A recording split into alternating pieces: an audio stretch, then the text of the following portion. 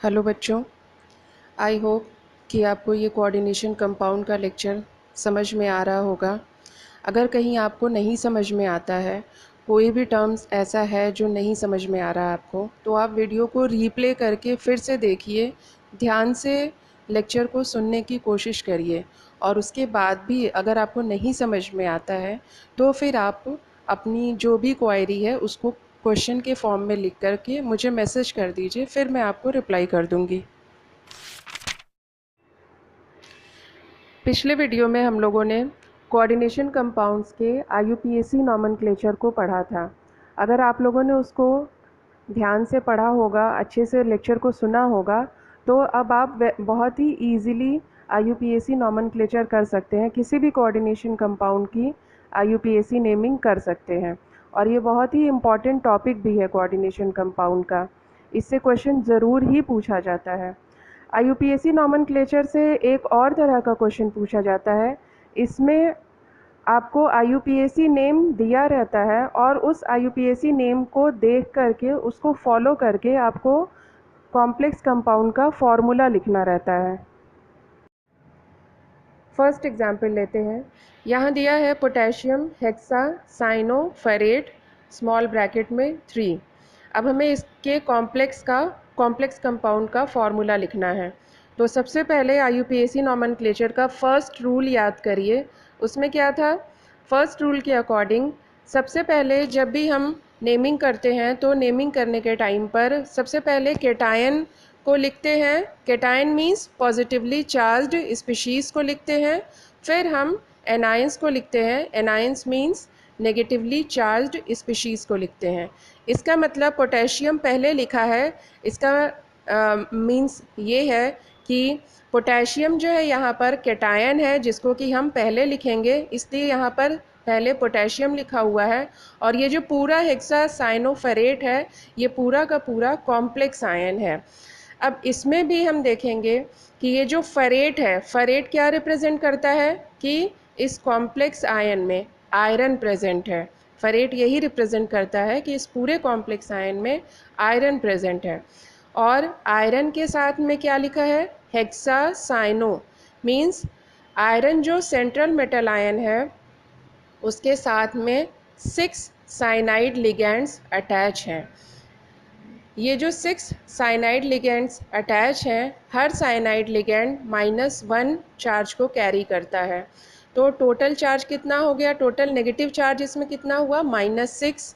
और आयरन की ऑक्सीडेशन यहाँ पर, ऑक्सीडेशन स्टेट यहाँ पर क्या है? वो है +3। तो -6 और +3 को जब हम सॉल्व करेंगे तो टोटल आएगा -3। यानी कि इस पूरे कॉम्प्लेक्स आयन का जो नेट चार्ज है वो -3 आएगा। तो क्रॉस ओवर मेथड, पिछले लेक्चर में हमने आपको बताया था क्रॉस ओवर मेथड, उसी मेथड से फिर हमें ये पता लगता है कि पोटेशियम के साथ में नीचे हमें 3 लिखना है। तो फाइनली इसका फॉर्मूला क्या आएगा पोटेशियम हेक्सासाइनोफेरेट का? पोटेशियम है तो पहले K लिखेंगे, हेक्सासाइनो है, फेरेट है तो पहले Fe लिखेंगे, हेक्सासाइनो है तो साइनाइड लिख करके ब्रैकेट में 6 लिखेंगे, और +3 स्टेट है ऑक्सीडेशन स्टेट, तो उसको सॉल्व करेंगे जिससे कि 3 आया, वो हम पोटेशियम के साथ में लिखेंगे। सेकेंड एग्जाम्पल लेते हैं। सेकेंड एग्जाम्पल में है पोटेशियम हेक्सासाइनोफेरेट। इसके कॉम्प्लेक्स का फॉर्मूला लिखने के लिए सबसे पहले हम इसके सेंट्रल मेटल आयन को सर्च करेंगे। सेंट्रल मेटल आयन इसमें कौन सा है? फेरेट। फेरेट 2 फेरेट है, चूँकि कॉम्प्लेक्स आयन जो है वो नेगेटिव है, इसीलिए यहाँ पर सेंट्रल मेटल आयन का नाम फेरेट लिखा हुआ है। फेरेट रिप्रेजेंट करता है आयरन को। तो हम फॉर्मूले के लिए सबसे पहले Fe लिखेंगे। फिर Fe के बाद से हेक्सासाइनो मीन्स इसमें 6 साइनाइड लिगेंड्स प्रेजेंट हैं। तो हमारा कॉम्प्लेक्स आयन क्या हो गया? FeCN6। और कॉम्प्लेक्स आयन के पहले ही सबसे पहला नाम लिखा है पोटेशियम का, तो वहाँ इसलिए हम इसका पूरा फॉर्मूला जो लिखेंगे पूरे कॉम्प्लेक्स कंपाउंड का, वो लिखेंगे पोटेशियम फिर FeCN6। अब पोटेशियम के साथ में हमें 4 भी लिखना है, तो वो हम पहले कॉम्प्लेक्स आयन का टोटल चार्ज निकालेंगे और फिर चार्ज के बाद से क्रॉसओवर मेथड से 4 लिखेंगे। उसी तरह से थर्ड एग्जाम्पल है सोडियम हेक्साफ्लोरो एल्यूमिनेट। तो यहाँ पर सेंट्रल मेटल आयन है एल्यूमिनेट। एल्यूमिनेट के लिए हम एल्युमिनियम सेंट्रल मेटल आयन लिखेंगे, तो Al लिखा, हेक्सा फ्लोरो है तो F6 लिखा, और सबसे पहले सोडियम लिखा हुआ है तो इसका फॉर्मूला होगा Na3 बिग ब्रैकेट में AlF6 बिग ब्रैकेट क्लोज। बाकी सारे एग्जाम्पल्स के कॉम्प्लेक्स का फॉर्मूला आप लोग खुद से लिखने की प्रैक्टिस करिए। ये यहाँ देखिए, ऐसे ही क्वेश्चन पूछे जाते हैं बोर्ड एग्ज़ाम में। Right the formula for the following coordination compounds. इसमें जितने भी ये एग्जाम्पल, जितने भी क्वेश्चन में पूछे गए हैं, इन सब का कोऑर्डिनेशन कंपाउंड का फॉर्मूला लिखना है। इसको भी आप लोग खुद से लिखने की प्रैक्टिस करेंगे। नेक्स्ट है होमोलेप्टिक एंड हेट्रोलेप्टिक कॉम्प्लेक्सेस। सबसे पहले हम लोग होमोलेप्टिक कॉम्प्लेक्सेस को देखेंगे। वो कॉम्प्लेक्सेस जिनमें सेंट्रल मेटल आयन से एक ही तरह के लिगेंड्स अटैच होते हैं उन्हें हम होमोलेप्टिक कॉम्प्लेक्सेस कहते हैं। होमो मीन्स सेम तरह के लिगेंड्स अगर अटैच होते हैं तो वो कॉम्प्लेक्सेस जो हैं वो होमोलेप्टिक कॉम्प्लेक्सेस कहलाते हैं। और यदि किसी सेंट्रल मेटल आयन से डिफरेंट टाइप्स ऑफ या फिर अलग अलग तरह के लिगेंड्स अगर अटैच होते हैं तो उनको हम हेट्रोलेप्टिक कॉम्प्लेक्सेस कहते हैं। हेट्रो मीन्स डिफरेंट तरह के लिगेंड्स अगर अटैच हैं तो। एग्जाम्पल में देखिए, फर्स्ट एग्जाम्पल जो है इसमें कोबाल्ट से 6 लिगेंड्स अटैच हैं, लेकिन 6 जितने भी लिगेंड्स हैं इसमें 6 वो सब के सब अमोनिया के लिगेंड्स हैं। जबकि सेकेंड एग्जाम्पल में देखिए, यहाँ पर भी कोबाल्ट से 6 लिगेंड्स अटैच हैं, लेकिन 4 लिगेंड्स जो हैं वो अमोनिया के हैं और 2 लिगेंड्स क्लोरीन के हैं। इसीलिए यहाँ पर इसको हम हेट्रोलेप्टिक कॉम्प्लेक्सेस की कैटेगरी में रखते हैं, क्योंकि यहाँ पर 2 अलग अलग तरह के लिगेंड्स हैं। जबकि फर्स्ट एग्जाम्पल में 6 जितने भी लिगेंड्स हैं, 6 के 6 जो है वो सभी अमोनिया के लिगेंड्स हैं। Isomerism in coordination compound. Isomerism भी कोऑर्डिनेशन कंपाउंड का एक बहुत ही इम्पॉर्टेंट टॉपिक है। यहाँ पर हम आपको थोड़ा सा ज़्यादा बताएंगे, जितना आपकी बुक में दिया हुआ है उससे थोड़ा सा ज़्यादा हम आपको बताएंगे, क्योंकि ये टॉपिक बोर्ड एग्ज़ाम के लिए तो इम्पॉर्टेंट है ही, कंपटीशन के भी पॉइंट ऑफ व्यू से बहुत ही इम्पॉर्टेंट टॉपिक है। इससे बहुत सारे मल्टीपल क्वेश्चंस पूछे जाते हैं कॉम्पिटिटिव एग्जामिनेशन में।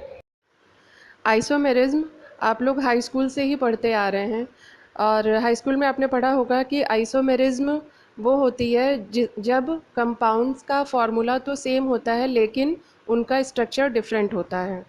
लेकिन ये जो है वो करेक्ट डेफिनेशन नहीं है। जो करेक्ट डेफिनेशन है वो ये है कि कंपाउंड्स का फॉर्मूला तो सेम होता है लेकिन उनकी फ़िज़िकल और केमिकल प्रॉपर्टीज़ अलग होती है, उसे हम आइसोमेरिज्म कहते हैं।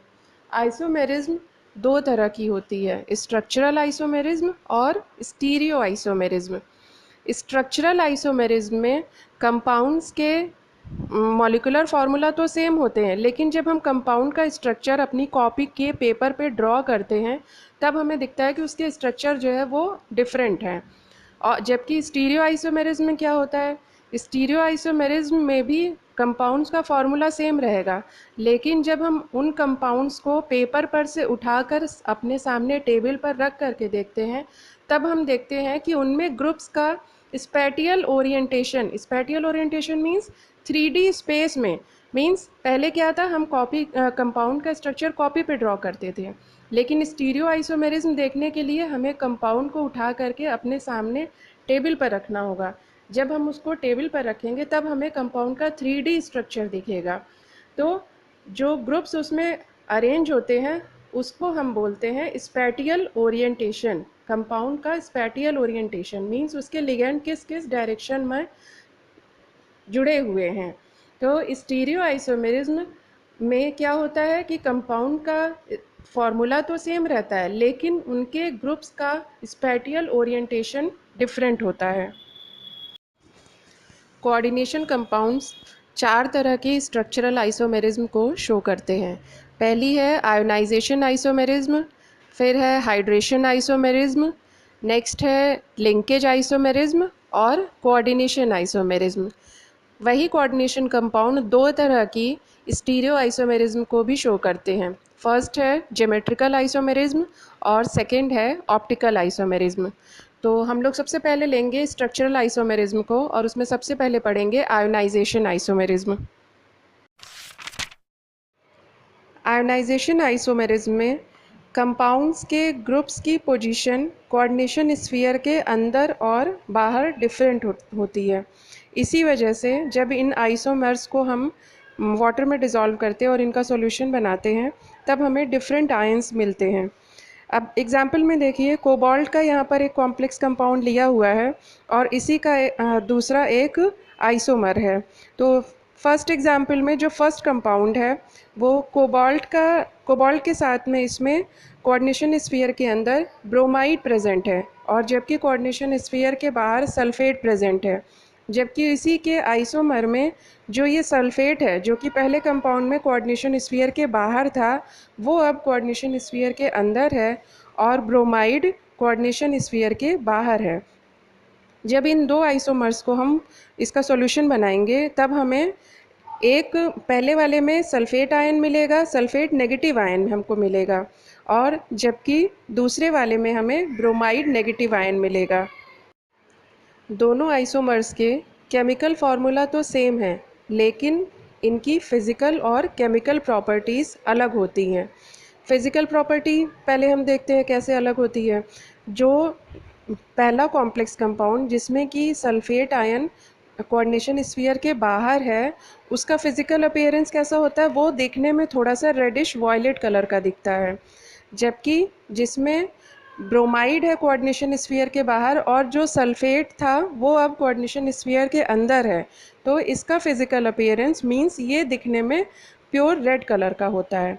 अब केमिकल प्रॉपर्टीज़ की बात करते हैं।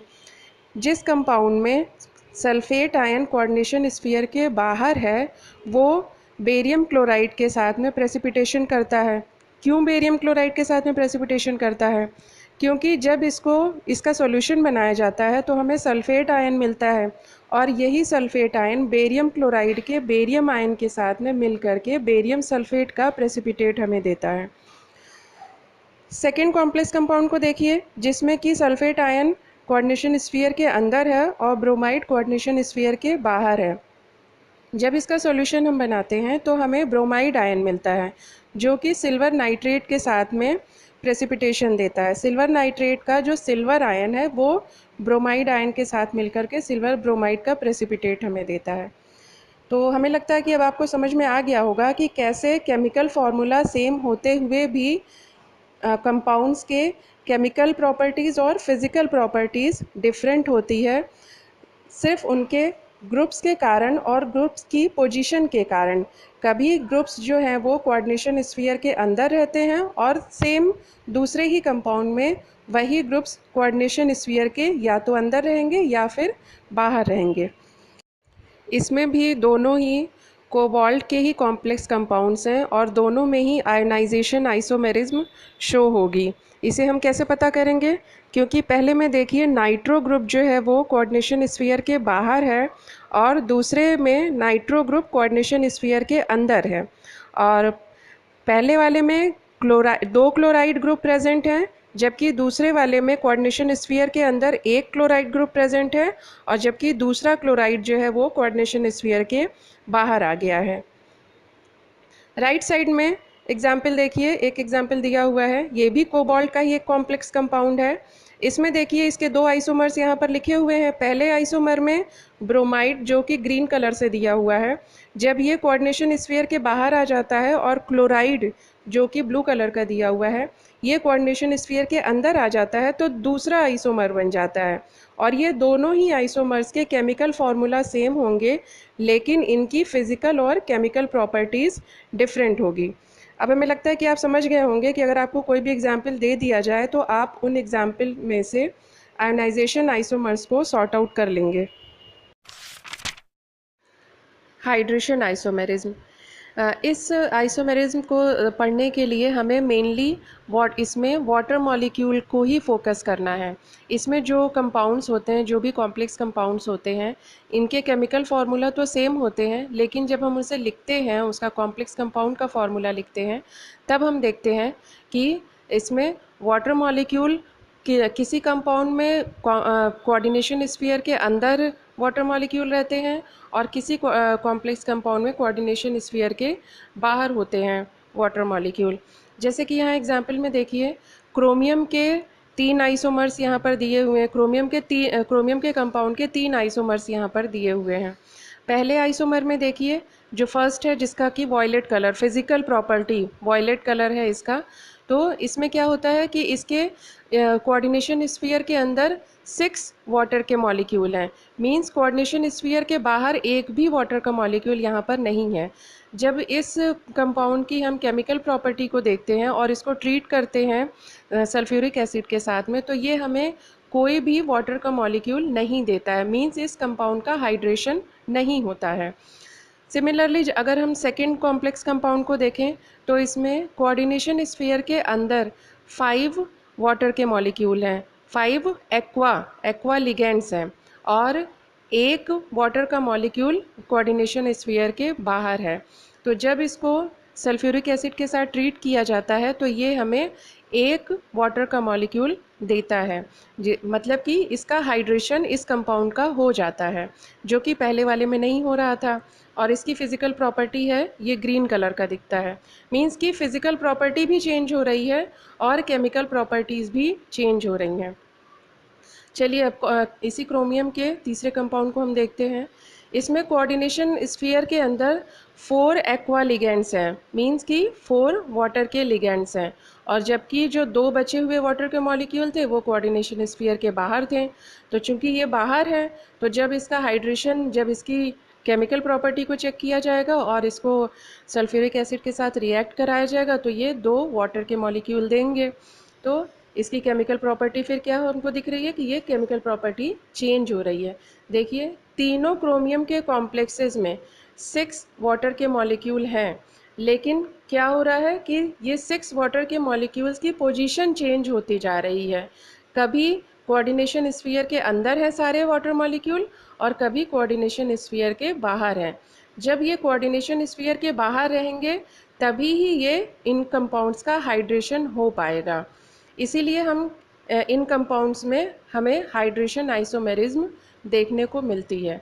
जो कंपाउंड्स हाइड्रेशन आइसोमेरिज्म शो करते हैं, वो कंपाउंड्स आयोनाइजेशन आइसोमेरिज्म भी शो करते हैं।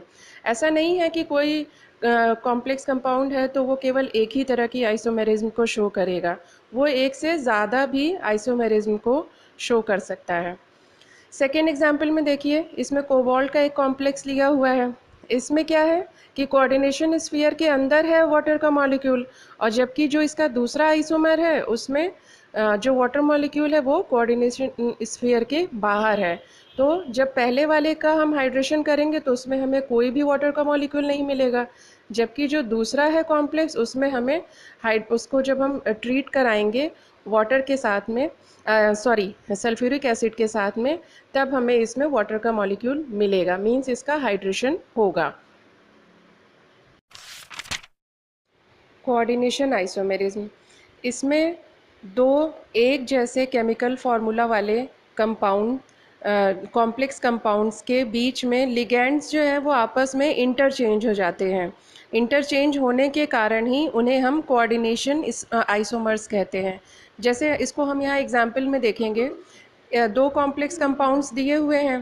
पहले कॉम्प्लेक्स कंपाउंड में देखिए कोबाल्ट है, कोबाल्ट के साथ में अमोनिया लिगेंड अटैच है।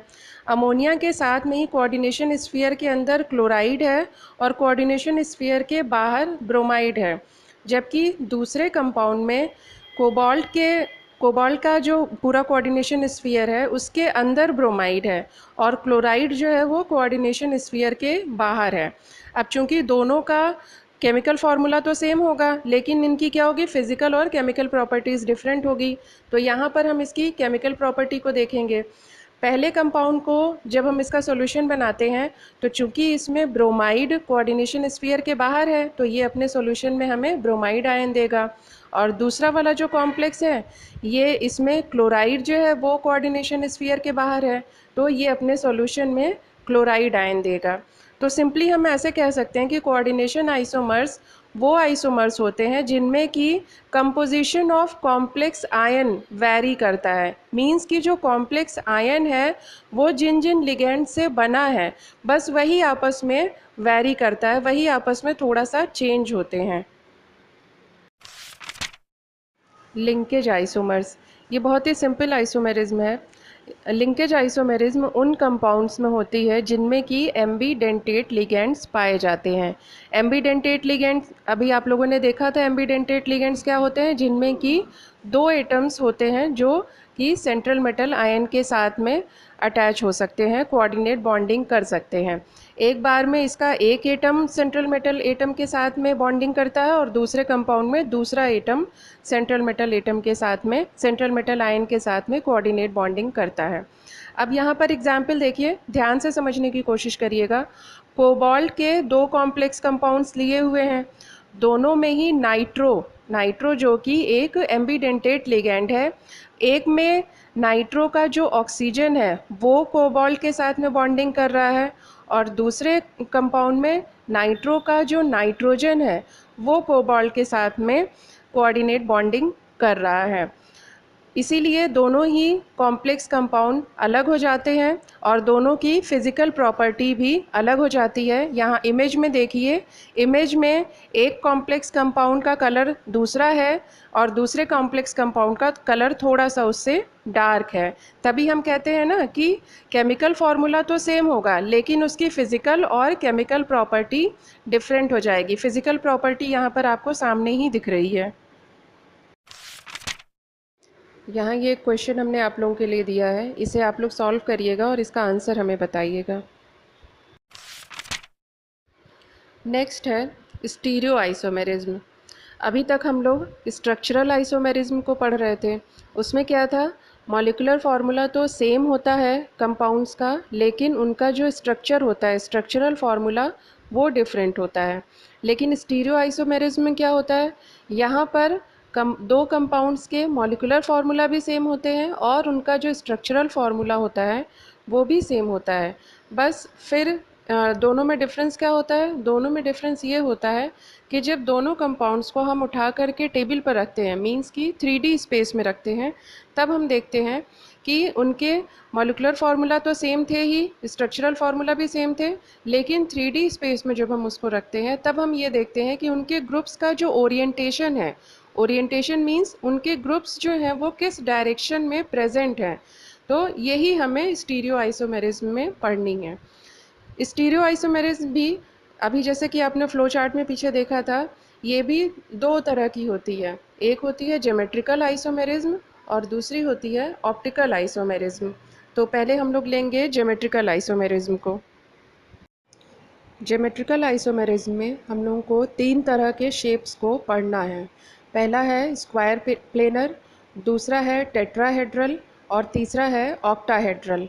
स्क्वायर प्लेनर और टेट्राहेड्रल उन कॉम्प्लेक्सेस में देखा जाता है जिनका कि कोऑर्डिनेशन नंबर 4 होता है, और जिन कॉम्प्लेक्स आयन का या जिन कॉम्प्लेक्स कोऑर्डिनेशन कंपाउंड्स का में सेंट्रल मेटल आयन का कोऑर्डिनेशन नंबर 6 होता है, उनमें ऑक्टाहेड्रल ज्योमेट्री पाई जाती है। पहले हम लोग पढ़ेंगे कोऑर्डिनेशन नंबर 4 वाले कॉम्प्लेक्स कंपाउंड्स के बारे में। कोऑर्डिनेशन नंबर 4 वाले कॉम्प्लेक्स आयन दो तरह की ज्योमेट्री शो करते हैं, जैसा कि अभी हम लोगों ने देखा है, टेट्राहेड्रल और स्क्वायर प्लेनर। तो जिन कंपाउंड्स में टेट्राहेड्रल ज्योमेट्री पाई जाती है वो कंपाउंड्स ज्योमेट्रिकल आइसोमेरिज्म को शो नहीं करते हैं। क्यों? क्योंकि अभी हमने आपको बताया कि कंपाउंड का ओरिएंटेशन डिफरेंट होना चाहिए। मॉलिक्यूलर फार्मूला तो सेम होता है और स्ट्रक्चरल फार्मूला भी सेम होता है, लेकिन कंपाउंड्स के बीच में उनका जो ओरिएंटेशन है वो डिफरेंट होना चाहिए। लेकिन जो टेट्राहेड्रल कॉम्प्लेक्सेस होते हैं उनमें ऐसा नहीं होता है, क्योंकि टेट्राहेड्रल कॉम्प्लेक्सेस में बॉन्ड्स के बीच का जो एंगल होता है वो चारों तरफ से एंड 9.8, हर बॉन्ड एंगल इतना ही होता है 109.8, जो कि हर तरफ से इक्वल ही होता है। तो अगर हम ग्रुप्स को इंटरचेंज भी करेंगे तो हर ग्रुप्स के बीच में जो बॉन्ड एंगल है वो मेंटेन रहेगा। इसलिए टेट्राहेड्रल कॉम्प्लेक्सेस जो हैं वो ज्योमेट्रिकल आइसोमेरिज्म को शो नहीं करते हैं। अब स्क्वायर प्लेनर कॉम्प्लेक्सेस को देखते हैं। पहले ये समझिए कि स्क्वायर प्लेनर शेप कैसा होता है। जैसे मान लीजिए आप अपने पेपर पे ड्रॉ करिए, एक स्क्वायर को ड्रॉ करिए और स्क्वायर के बीच में एकदम जस्ट बीच में आप एक सेंटर मेटल आयन को लिख दीजिए और उसके चारों को जो उसके कॉर्नर्स हैं उन कॉर्नर्स पर लिगेंड्स को प्लेस कर दीजिए और फिर मेटल से लिगेंड के बीच में बॉन्ड बना दीजिए। तो ऐसे ही स्क्वायर प्लेनर कॉम्प्लेक्सेस का फॉर्मेशन होता है। अब हम यहाँ पर एक एग्जाम्पल लेंगे। जैसे यहाँ देखिए प्लैटिनम का कॉम्प्लेक्स कंपाउंड लिया हुआ है, तो ये प्लैटिनम का कॉम्प्लेक्स कंपाउंड जो है स्क्वायर प्लेनर ज्योमेट्री को शो कर रहा है। अब इसमें क्या है, इसके दो आइसोमर दिए हुए हैं। पहले में जो इसके दो अमोनिया लिगेंड्स हैं उनके बीच का बॉन्ड एंगल 90 डिग्री है और इसके दो क्लोराइड्स के बीच में बॉन्ड एंगल भी 90 डिग्री है। जबकि इसी का जो दूसरा आइसोमर है यहाँ पर बॉन्ड एंगल चेंज हो जा रहा है। देखिए ओरिएंटेशन चेंज हो रहा है। पहले वाले में दोनों अमोनिया लिगेंड पास पास में थे और दोनों क्लोराइड लिगेंड्स भी पास में थे, लेकिन जो दूसरा आइसोमर है उसमें देखिए दोनों अमोनिया लिगेंड्स जो हैं इन दोनों के बीच का जो बॉन्ड एंगल है अब ये 180 डिग्री हो गया है, जो कि पहले वाले में 90 डिग्री था। और सिमिलरली जो दोनों क्लोराइड लिगेंड्स हैं इनके बीच का भी बॉन्ड एंगल 180 डिग्री हो गया है। तो देखिए दोनों का ओरिएंटेशन चेंज हो रहा है। तो इसलिए ये कंपाउंड जो है वो स्क्वायर प्लेनर कंपाउंड है और ये कंपाउंड ज्योमेट्रिकल आइसोमेरिज्म को शो करेगा। ज्योमेट्रिकल आइसोमेरिज्म में हम लोग सिस और ट्रांस कॉम्प्लेक्स कंपाउंड को भी देखते हैं। तो सबसे पहले देखते हैं कि सिस क्या होता है और ट्रांस क्या होता है। सिस कॉम्प्लेक्सेस जो कॉम्प्लेक्स कंपाउंड्स होते हैं उनमें क्या होता है कि जो सेम लिगेंड्स होते हैं, जो एक ही जैसे लिगेंड्स होते हैं, वो कोऑर्डिनेशन कंपाउंड के सेम साइड में ही अटैच होते हैं। या फिर उसको हम दूसरी भाषा में कह सकते हैं कि जो दो सेम लिगेंड्स होते हैं वो सेंट्रल मेटल आयन के साथ में 90 डिग्री का एंगल बनाते हैं और वो सिस कॉम्प्लेक्स कंपाउंड होते हैं। और जो ट्रांस कॉम्प्लेक्स कंपाउंड होते हैं उनमें दो सेम लिगेंड्स एकदम अपोजिट डायरेक्शन में प्लेस होते हैं और दूसरी भाषा में इसको कह सकते हैं कि उनके बीच का जो बॉन्ड एंगल होता है, मींस कि ये जो दोनों अपोजिट साइड में प्रेजेंट होते हैं ये सेंट्रल मेटल आयन के साथ में जो बॉन्डिंग करते हैं, अगर हम उनके बीच का बॉन्ड एंगल देखें तो वो 180 डिग्री आता है। इसे हम यहाँ एक एग्जाम्पल से समझते हैं। यहाँ देखिए प्लैटिनम का एक कॉम्प्लेक्स कंपाउंड दिया हुआ है। प्लैटिनम जो कि सेंट्रल मेटल आयन है यहाँ पर, और इसके साथ में दो पिरिडीन लिगेंड्स अटैच हैं। एक अमोनिया का लिगेंड है और एक क्लोराइड का लिगेंड है। मतलब इसमें कि दो सेम लिगेंड्स हैं वो पिरिडीन हैं। तो इन्हीं के बेसिस पर इसके आइसोमर्स को हम डिफरेंशिएट करेंगे सिस और ट्रांस में। अब देखिए प्लैटिनम के साथ में चारों जो है वो स्क्वायर प्लेनर ज्योमेट्री को बना रहे हैं। तो प्लैटिनम के साथ में पिरिडीन जो है वो 90 डिग्री, दोनों पिरिडीन मिल करके 90 डिग्री का बॉन्ड एंगल बना रहे हैं। या फिर हम ऐसा कह सकते हैं कि दोनों पिरिडीन जो हैं वो एक साइड सेम साइड में ही प्रेजेंट है। इसलिए हम इस पूरे कॉम्प्लेक्स कंपाउंड को सिस आइसोमर या सिस कंपाउंड भी कह सकते हैं। जबकि जो दूसरा कंपाउंड है उसमें देखिए दोनों पिरिडीन्स जो हैं वो जस्ट अपोजिट कॉर्नर्स पर प्रेजेंट हैं और इनके बीच का जो बॉन्ड एंगल बनेगा वो 180 डिग्री बनेगा। इसलिए इसको हम ट्रांस आइसोमर या ट्रांस कॉम्प्लेक्स कंपाउंड भी कह सकते हैं।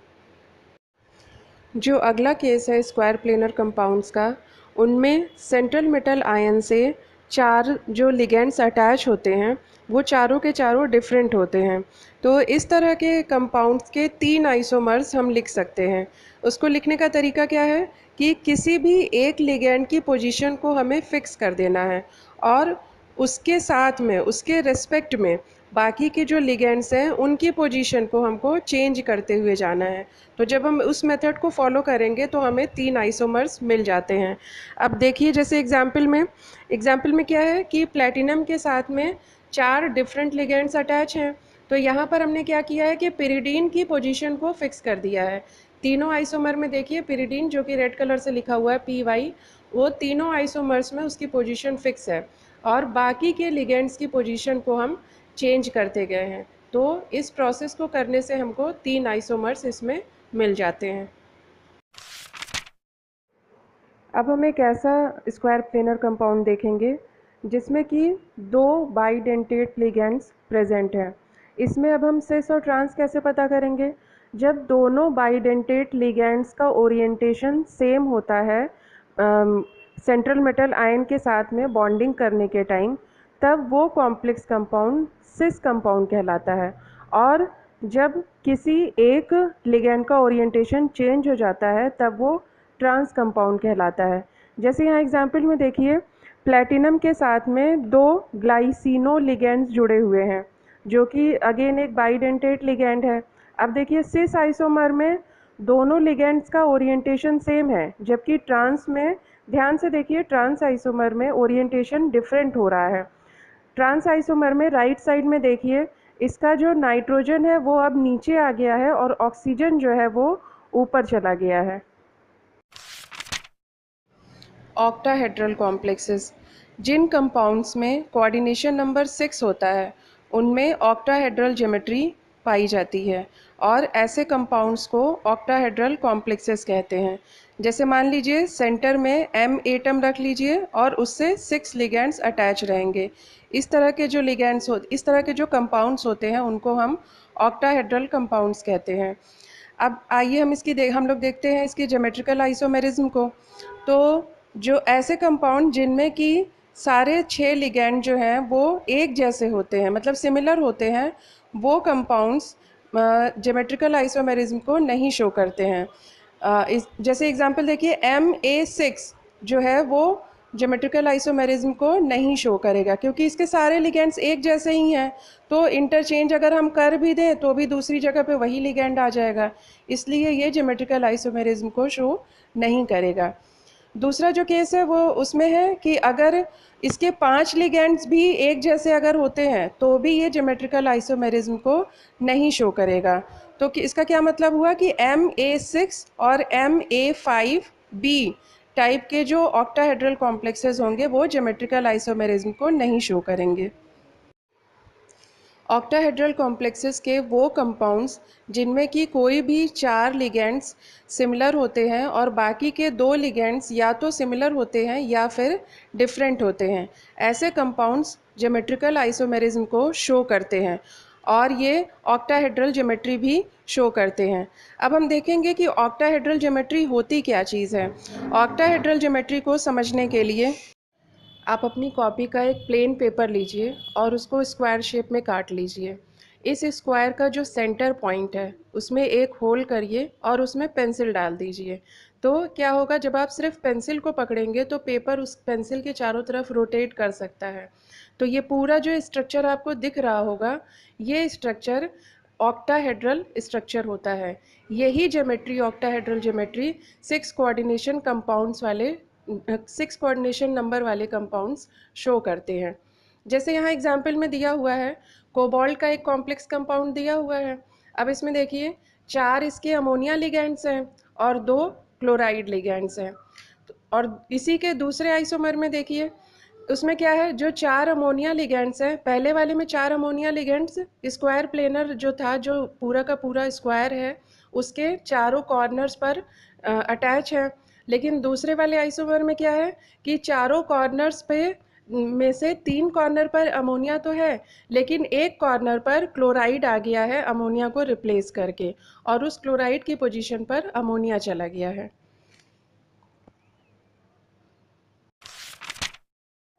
उस एग्जाम्पल को हम देखिए जूम करके देखेंगे। इसमें देखिए, इसमें थोड़ा क्लियरली दिख रहा है, जो चारों कॉर्नर्स हैं उन चारों कॉर्नर्स पर अमोनिया प्लेस्ड है और जो ऊपर और नीचे के बॉन्ड्स हैं उस पर क्लोराइड प्रेजेंट है। जबकि जो दूसरा आइसोमर है उसमें अमोनिया और क्लोराइड ने अपनी पोजीशन को इंटरचेंज कर लिया है। ऑक्टाहेड्रल कॉम्प्लेक्सेस में भी हम लोग सिस और ट्रांस को डिफरेंशिएट कर सकते हैं। देखिए कैसे डिफ्रेंशिएट करेंगे। यहाँ पर हमने एक एग्जाम्पल लिया हुआ है कोबाल्ट के कॉम्प्लेक्स का। देखिए इसमें जो पूरा ऑक्टाहेड्रल कॉम्प्लेक्स बना हुआ है, इसके 4 पोजीशन पर अमोनिया है और 2 इसके क्लोराइड लिगेंड्स प्रेजेंट हैं। जो ब्लू कलर की बॉल्स हैं वो अमोनिया के लिगेंड्स को शो कर रहे हैं और जो ग्रीन कलर की बॉल्स हैं वो क्लोराइड के लिगेंड्स को शो कर रहे हैं। अब देखिए स्क्वायर के चारों कॉर्नर्स पर 2 अमोनिया है और 2 क्लोराइड है। तो दोनों क्लोराइड जो हैं वो दोनों सेम साइड में हैं। दोनों क्लोराइड के बीच का बॉन्ड एंगल देखिए 90 डिग्री का शो हो रहा है। तो ये सिस आइसोमर होगा। जो दूसरा वाला है आइसोमर, उसमें देखिए जो चारों कॉर्नर्स हैं, चारों कॉर्नर्स पर 2 अमोनिया और 2 क्लोराइड इसमें भी प्रेजेंट हैं। लेकिन अब इसमें ध्यान से देखिए, जो 2 क्लोराइड हैं, जो 2 ग्रीन बॉल्स हैं वो जस्ट अपोजिट कॉर्नर्स पर हैं और 2 अमोनिया भी अपोजिट कॉर्नर्स पर हैं। तो हम तो चूंकि क्लोराइड को लेकर के चल रहे हैं, उसी के रेस्पेक्ट में हमें सिस और ट्रांस को यहाँ पे डिफाइन करना है। तो इसमें देखिए जो 2 क्लोराइड्स हैं वो जस्ट अपोजिट डायरेक्शन में है और उनके बीच का बॉन्ड एंगल 180 डिग्री है, इसलिए इसे हम ट्रांस आइसोमर कह सकते हैं।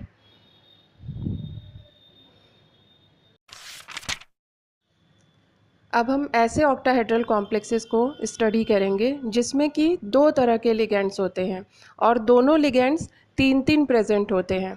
जैसे फॉर एग्जांपल यहाँ देखिए, यहाँ पर हमने एक रोडियम का कॉम्प्लेक्स लिया हुआ है। इसमें 2 तरह के लिगेंड्स हैं, पहला है क्लोराइड और दूसरा है पिरिडीन। क्लोराइड भी 3 है और पिरिडीन भी 3 है। अब इसमें सिस और ट्रांस को कैसे डिफाइन करेंगे? तो सिस और ट्रांस को डिफाइन करने के लिए यहाँ पर इसको थोड़ा ध्यान से समझिएगा, तभी ये समझ में आएगा और तभी आप लोगों को ये पिक्चर क्लियर भी होगी। यहाँ देखिए जो पहले वाले कंपाउंड में देखिए, पहले वाले में जो पिरिडीन है, जो ग्रीन कलर से लिखा हुआ है, वो ऑक्टाहेड्रल जो कॉम्प्लेक्स है उसमें इसने ये ऐसे अटैच है कि जब हम एक इमेजिनरी ट्रायंगल बनाते हैं तो एक ट्रायंगल यहाँ पर बन जाता है। जैसे देखिए पहले वाले कंपाउंड में एक ट्रायंगल इसमें बना हुआ आपको दिख भी रहा होगा। पिरिडीन है, जो स्क्वायर है उस पे 2 पिरिडीन है और जो एक नीचे वाला बॉन्ड है उस पर भी एक पिरिडीन है। उसी तरह से जो इसका जो दूसरा वाला लिगैंड है, जो क्लोराइड है, वो भी इस तरह से प्लेस्ड है कि एक हम इमेजिनरी ट्रायंगल को बना सकते हैं। तो जब इस ऐसे कॉम्प्लेक्स कंपाउंड में जिसमें कि एक इमेजिनरी ट्रायंगल बन सकता है, ऐसे कंपाउंड्स को हम सिस कंपाउंड कहते हैं। और उसी के जस्ट अपोजिट हम देख लें कि जो ये पिरिडीन ग्रुप्स हैं, ये अब क्या हुआ कि ये तीनों के तीनों जो है वो स्क्वायर के कॉर्नर्स पर आकर के अटैच हो गए हैं। तो यहाँ पर ट्रायंगल का फॉर्मेशन नहीं हो पा रहा है। तो ऐसे कंपाउंड्स को हम ट्रांस कंपाउंड कहेंगे। सिस कंपाउंड को हम फेशियल कंपाउंड्स भी कहते हैं और ट्रांस कंपाउंड को मेरिडियोनल कंपाउंड्स भी कहते हैं। जिन ऑक्टाहेड्रल कॉम्प्लेक्सेस में 2 बाइडेंटेट लिगेंड्स होते हैं, उनमें भी हम सिस और ट्रांस को डिफरेंशिएट कर सकते हैं। इसमें भी सेम वैसे ही हम लोग डिफरेंशिएट करते हैं जैसा कि स्क्वायर प्लेनर कंपाउंड्स में डिफरेंशिएट करते थे हम लोग। यहाँ पर देखिए बाइडेंटेट लिगेंड है। अगर बाइडेंटेट लिगेंड सेम साइड में प्रेजेंट होगा तो हम उस आइसोमर को सिस आइसोमर कह देंगे, और जिसमें बाइडेंटेट लिगेंड्स जो हैं वो अपोजिट डायरेक्शन में प्रेजेंट होंगे उन्हें हम ट्रांस आइसोमर कहेंगे। यहाँ एग्जाम्पल में देखिए कोबाल्ट का एक कॉम्प्लेक्स कंपाउंड है, इसमें एथिलीन डाईअमीन बाइडेंटेट लिगेंड प्रेजेंट है। तो पहले वाले में देखिए, पहले में EN लिगेंड जो है, जो कि बाइडेंटेट लिगेंड है, वो सेम साइड में प्रेजेंट है, इसीलिए यहाँ पर सिस लिखा हुआ है। और दूसरे वाले में देखिए उसमें EN जो है वो अपोजिट कॉर्नर्स पर है, अपोजिट साइड में है। यहाँ देखने में तो कॉर्नर्स लग रहा है बट एक्चुअल में अगर आप इसका ऑक्टाहेड्रल स्ट्रक्चर को अगर विजुलाइज करिए तो उसमें देखने में समझ में आता है कि ये दोनों एकदम अपोजिट डायरेक्शन में होते हैं, जस्ट इनमें 180 डिग्री का एंगल बनता है, इसीलिए इसको हम ट्रांस कहते हैं। सेकेंड एग्जाम्पल में भी देखिए जिसमें कि एथिलीन डाईअमीन बाइडेंटेट लिगेंड तो है ही, लेकिन जो बाकी के 2 लिगेंड्स हैं वो डिफरेंट हैं। लेकिन हमें सिस और ट्रांस डिफाइन करने के लिए हम जो सिमिलर लिगेंड्स हैं उनको लेकर के चलेंगे। तो इसमें सिमिलर लिगेंड्स यही बाइडेंटेट लिगेंड है। तो पहले वाले में सेम वही चीज़ है, एथिलीन डाईअमीन सेम साइड में है तो ये सिस है, और दूसरे वाले में एथिलीन डाईअमीन अपोजिट डायरेक्शन में है तो ये ट्रांस होगा। I'm walking alone, the streets are empty. The only thing I can see is my own silhouette. I'm getting stronger, step by step. The clock is ticking, but there's no time for regrets. I've been flying from town to town, from London to Taiwan. I've been all around the globe, trying to protect your soul. We are heroes tonight.